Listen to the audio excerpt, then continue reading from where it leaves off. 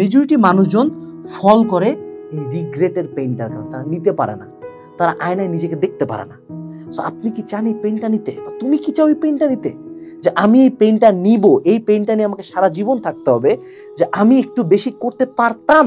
I had the options, I had the tools, I had the teachers, I had the books, I had the courses, I had the money, I had the home, I had the family.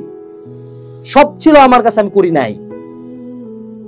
কোনো রিক্সাওয়ালা ঘরের, কোনো বস্তির ঘরের, কোনো খুব অভাব পার করা শিক্ষার্থী বা সন্তানকে আপনি দেখবেন না মরে যাবে, কারণ ও যুদ্ধ করেই বাঁচছে।